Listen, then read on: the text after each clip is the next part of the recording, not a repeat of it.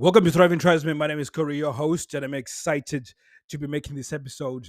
So I'm going to pivot a little bit and come back to the series that we had started yesterday.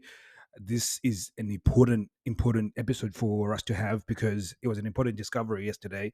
And one of the things that I love the most is that I have a lot of calls some days. So I have days where I have 3 or 4 calls per day, and that's pretty decent. Sticks within to my life. And then sometimes I will have like a bunch of calls, which is yesterday, which I had 5 in total. So that was at least a good 6 hours of me dedicated to this. And for me, this is probably what I love the most because my biggest breakthroughs in terms of helping you guys and really understanding some of the issues that you're going through, it comes when I'm actually speaking to you, and it taps into places of knowledge that I didn't know existed, but also it reveals problems in a different way. And for any of you guys that know me or that have been around me with calls, is that, and one of the things that most clients say is like, how do you know how to pinpoint on the problem? Is that when I listen to people speak, they can be telling me certain words, but I'm looking, I'm trying to see what's a motivation for you to think that way.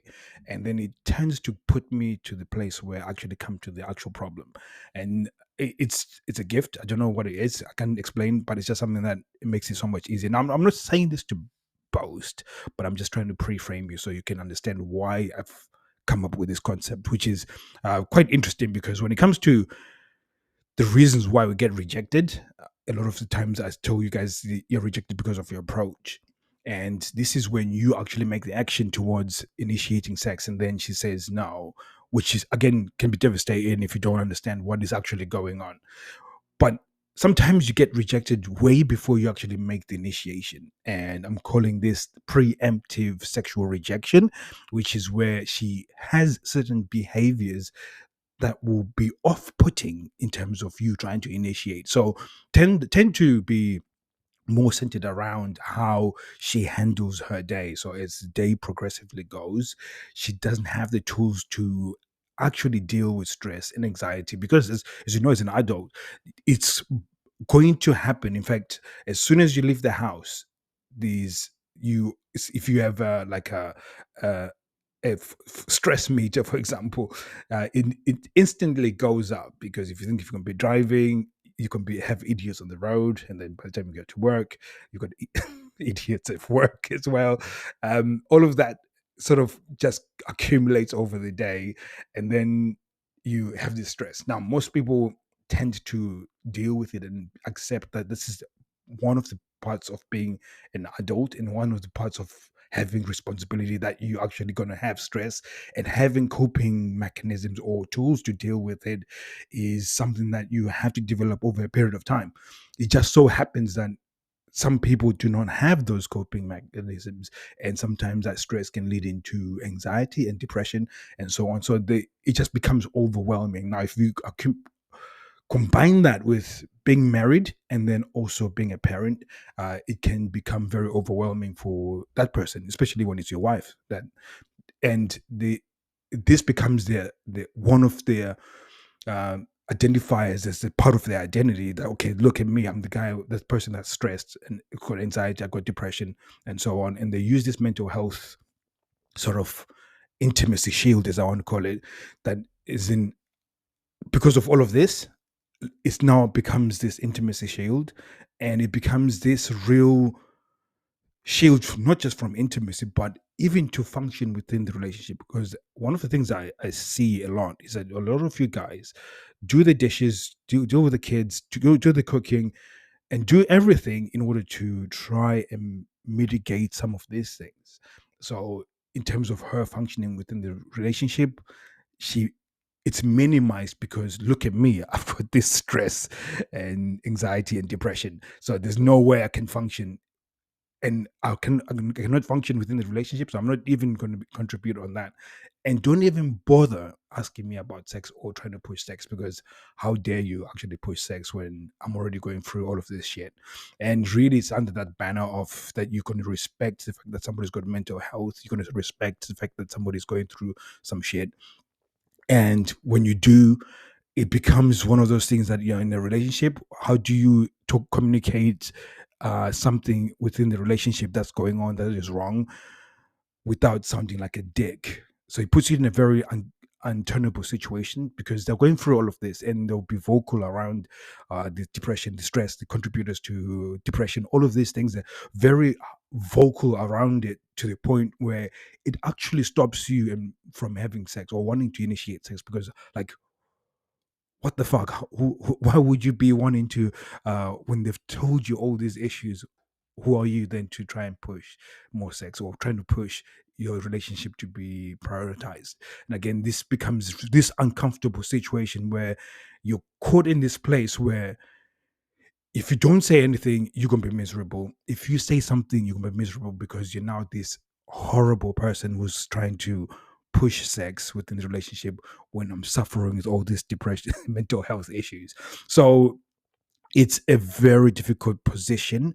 In fact, I said this to a client yesterday that we sometimes are prisoners to our morals. Now, I'm not saying having morals is a bad thing. I'm just saying that our the the low libido partner can use our morals as a way of pushing us into that sexless relationship or at least keeping us in that sexless relationship because it's a lot easier for me to control it. In fact, there's Sun Tzu when he says and I don't remember the actual rule, but he was saying that if you have a valuable piece of land and you want to get your enemy disinterested within, you need to burn it.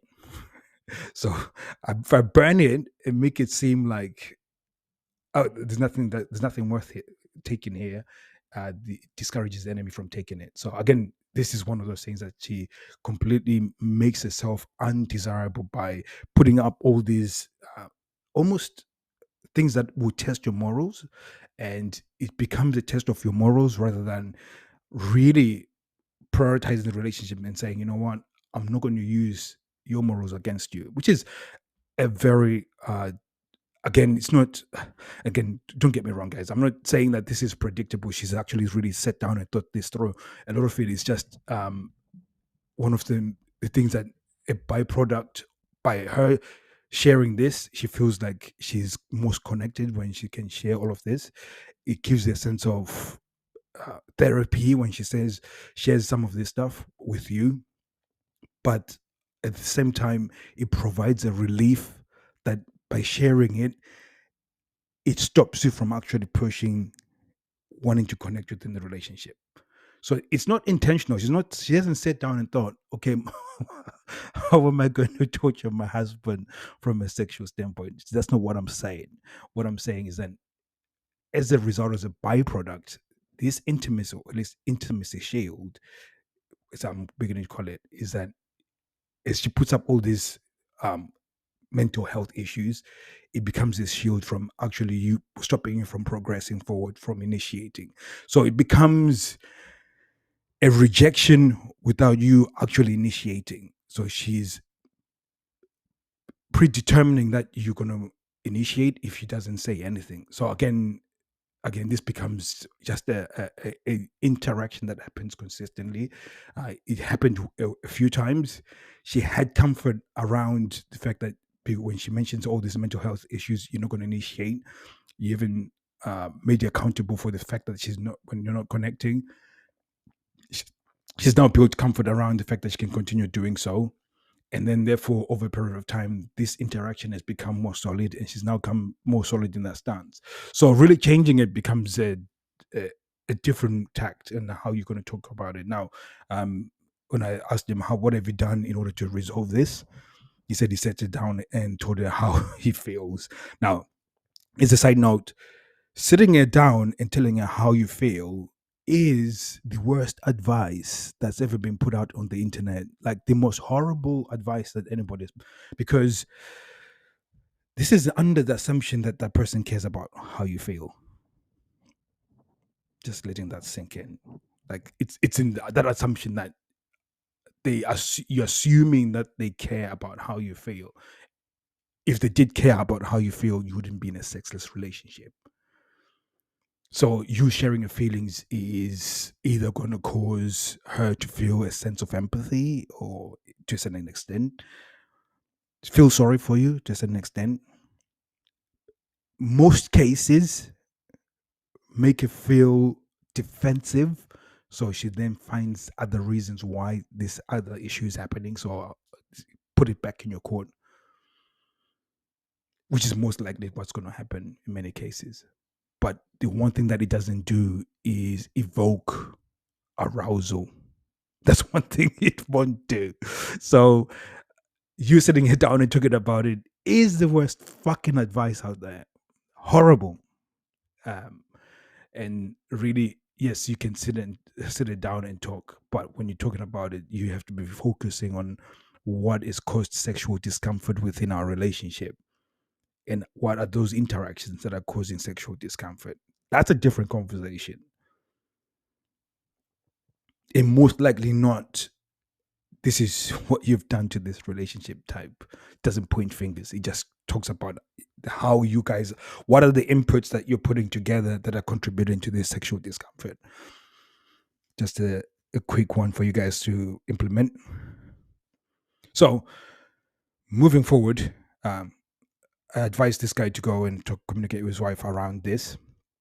And again, I can't give you one size fit all around this. I think it's uber unfair for me to actually give you one size fit all because there's 7 profiles that we have of women that cause sexless relationship. I don't know what your partner is. So therefore, by me giving you this way of communicating is going to be very, very bad advice. I don't want to be that. A lot of the stuff that we do is quite very custom made because we understand that the women are going to be different. They're going to have different backgrounds, and those different backgrounds will contribute to the reasons why you're in a sexless relationship. So therefore, me telling you exactly what you need to do, I'm going to have to go through the different 7 solutions that I would go around this, which is the different episodes that I'm willing to make. That for this specific person, this is what I would say around her building an intimacy shield, and also then how do you create habits around dismantling that shield. So again, it's something that is um, for specifically to this person. We're going to do a case study on what has happened. So we're going to have, and again, it's not just one conversation that's going to happen. It's just going to be the opening of a conversation, and then it's going to be a series of conversations before they actually get to the point where they are aligned sexually. So which is going to be interesting. So it's something that I'm going to share with you guys as and when we get there. So it's a case study. So it gives you an idea of when it comes to changing a sexless relationship. A lot of you guys, based off of the marketers that are out there, they have they've minimized the work that's required to get there. And I'm sorry, guys. I'm going to tell you the truth. Depending on how old she is. My wife is 41. She's had 41 years of being her. So a lot of habits that could affect our relationship has had 41 years of formation. So for you to change it in 6 weeks is absolutely ludicrous. Fuck's sake. Okay. So we're going to knock it on the head here. Guys, if you've got any questions, go to Instagram and go to thriving_tribesmen, and I'll be able to answer your questions. If it's personal questions, even better. I can instruct you. Like again, it's a lot of it. I give out as much free information as possible. Why do I do that? I do that so I can show you an immense amount of value, show momentum in a relationship before I even ask for you to pay for anything. So this is why we are pretty successful with what we do, because by the time I ask you to pay, you're completely convinced that it's going to work for your relationship. So thank you very much, guys, for the time that you've given me to speak to you guys, into speaking to your life. I'll be seeing you guys soon. Take care.